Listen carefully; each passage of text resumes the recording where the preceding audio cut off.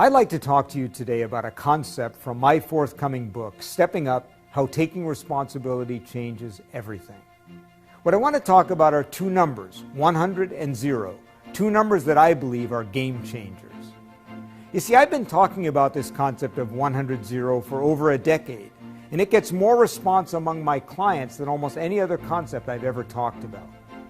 The two numbers stand for 100% responsibility and 0 excuses. You see, I think all of us would be more successful and most companies would be transformed if we took those two numbers seriously. We've all met 0, 100 people. Nothing is ever their fault and they have every excuse for why they can't succeed or didn't win. 100-0 is about not blaming the constraints and not focusing on our excuses. I think of the story of Joanne Beaton, who took over a dying business for TELUS, one of the largest telecommunications companies in the world. She took over operator services. You know, the people who say, "Information, please, would you like to place a call?" The kind of people that even we as laymen know will one day be replaced by computers. When Joanne took over the business, she had one of the most disengaged staff in the entire company, a business that was hemorrhaging money, and basically every other company in her business was trying to get out of that business because you couldn't make money at it. Her boss had a simple instruction: Joanne, cut costs and get us out of that business. Now, Joanne had every reason not to take 100% responsibility and every excuse for why she couldn't succeed, but that's not what she did. Instead, she went to her people and she challenged them. She said, "No one else is going to save this business but ourselves." So she said, "Don't point to the company, don't blame the market. Let's ask, what could we do to make this successful?" And that's exactly what they did. As they began to take responsibility, the path became clear. They realized they would either get outsourced or they would become the outsourced to. They would either continue to get worse or they could become the best, most effective, cost-efficient, and customer-focused operator services in the world. And they believed if they did, if they fixed themselves, they could create a winning business. Well, guess what happened? They created a profit center out of a dying business. You know, if you want to create a great career, adopt the 100-0 right now. Always take full responsibility. Never focus on your excuses. 100% responsibility means focusing on what you can do to fix something, whether it's your fault or not. 0 excuses means not focusing on why you can't succeed, but instead asking what can you do to succeed. Chances are, by the way, your boss or your client already know about the constraints, and the excuses may all be real, but none of them are useful. You know, this concept of 100-0 is so powerful that after about half of my talks, the company I speak to adopts some form of the 100-0 as a company philosophy within a month or two of my leaving. Imagine for a moment how a company would be different if every person said, "I'm 100% responsible for morale, for service, for the brand." Imagine how a relationship or a career would be different when a person, instead of asking how someone else can help them, begin to just say, "How can I help myself?" Now, if you'd like to see a clip from a talk I gave on Stepping Up, just keep on watching this video. Meanwhile, I'd love to talk to you about how this concept of 100-0 can help your clients. And I'll guarantee you something, having given hundreds of talks on this subject, this talk is a winner. Corporate audiences love this talk. And I'd love to talk to you about how we can help your clients create a place of 100% responsibility in their company. Thanks again for taking the time to watch this.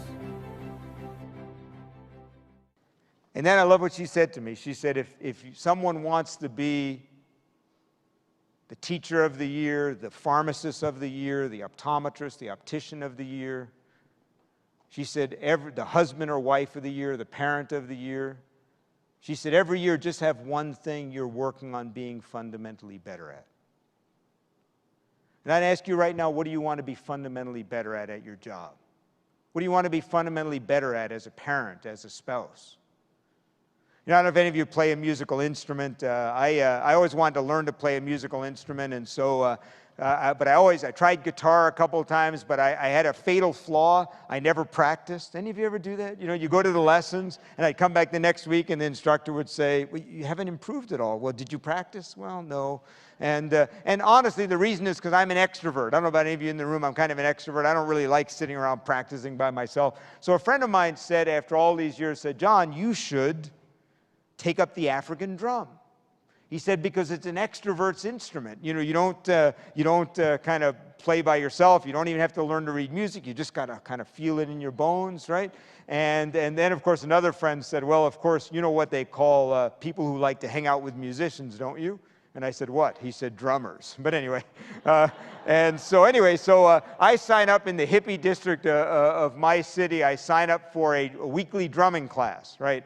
On Saturday afternoons, right? And I show up the first night, and there's me and about 25 hippies from 17 to 75, tie-dyed, dreadlocked, and Birkenstocked. Of course, I told my best friend that story, and he said, well, they had a different story. They said, honey, how was the class? He said, well, it was 25 normal people and one button-down stiff guy. But anyway. And I learned two things in that class. The first thing I learned is that it's not as easy as it looks to learn to play the African drum, the djembe. The second thing I learned is after a couple of weeks, the class naturally divided. On the right side sat the good drummers. And on the left seat, just by osmosis, sat the bad drummers. And I'm over here with the bad drummers. And as the weeks go by, I'm getting worse and worse. They're getting better and better. The teacher, after a few weeks, gives up on this side of the room. He pretty much only gives feedback over here. Every once in a while, he just says to us, will you guys stop for a while so these guys can? And after about 6 or 8 weeks of this, I came to a very important, simple, but profound conclusion. I was never going to get any better sitting with the bad drummers. So the next week, I come over and I sit between two of the best drummers. They give me this strange look like, what are you doing on this side? You have not graduated to the good drummer side. But there's no rules, so I'm sitting there with the good drummers. A funny thing begins to happen. First of all, I look to my right, somebody's doing it really well. I look to my left, somebody's doing it really well. The second thing is on the break, the good drummers start to say, you know, I can see you're really trying. Can I show you what you're doing? I mean, I've been watching you. I know what you're doing. The teacher suddenly can't ignore me anymore because I'm messing up the good drummers now, right? So he'll say, John, just wait a minute. Let me show you. And he said, halfway through, like one of the classes, he says, John, you know, he said, I got to tell you, you remind me of me. He said, all through music school, I was always like the guy who couldn't get it. He said, but I would stay and I would practice and I would practice. He said, good for you, keep it up. And the interesting thing is I started asking for feedback. I started saying, Russell, that's the teacher, I know I'm doing it wrong. I'd say to the good drummers, look, Bob, I know I'm doing it wrong. What am I doing? And if you want to make a commitment to grow, let me challenge you to ask people how you're doing. Ask your colleagues, especially the ones who are the really good drummers. What do you notice about how I am with patience? What do you notice about the way I am in terms of how I treat colleagues? What do you notice about the way I'm showing up at work that I could improve? Start asking your kids if you've got teenagers. How many of you have children, by the way? Yeah? How many of you were children at some time in your life? Yeah? You know, I have teenagers. You know the wonderful thing about teenagers? By the time they're teenagers, they know what you need to do to be a better parent. But when's the last time you sat down with them and said, give it to me, no holds barred? What do I need to do to be a better parent? I did that with my kids when all three were teenagers. One's 23 now. And I asked them, I sat down and said, I want to know, what do I need to do to be a better dad? And because I travel a lot, I expected them to say, you know, Dad, we want you to travel less, be home more. You know what they said? They said, look, we respect your work. We've all seen you speak. We admire what you do. We know you make a difference in people's lives. You're not home as much as many dads, but here's the deal. When you're home, we want you to really be home. We don't want you to be checking voicemails. We don't want to be emailing. We don't want you to ask us how our day was and then not listen. We want you to really be here. And I give you some great advice. When someone gives you feedback at work, in your life, your husband, your wife, your kids, there's only two appropriate responses when someone gives you feedback. Here's those two responses. Thank you. Tell me more. You know, you're a little abrupt with the patients sometimes, with the customers. Thank you. Tell me more. You know, sometimes, even though you're a great colleague, you come in and when you've had a bad day, you kind of take it out on us. Thank you, tell me more. Honey, I wish you would stop driving that way. Thank you, tell me more. It's not always easy. My wife and I do that now. I go, thank you, tell me more, and then she shuts up. So it's just kind of a little game we have. Thank you, tell me more.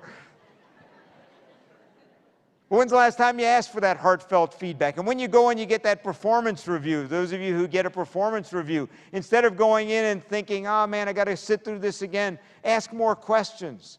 If they give you a great review, say, that's great, I'm glad I'm a star, I'm glad I'm doing well, but what do I need to improve? What would make me even better? Because like that teacher, Helen O'Donnell, the path to greatness, whether it's in our personal lives or in our work lives, is that we never stop growing. We make that commitment to continue to grow, to continue to learn.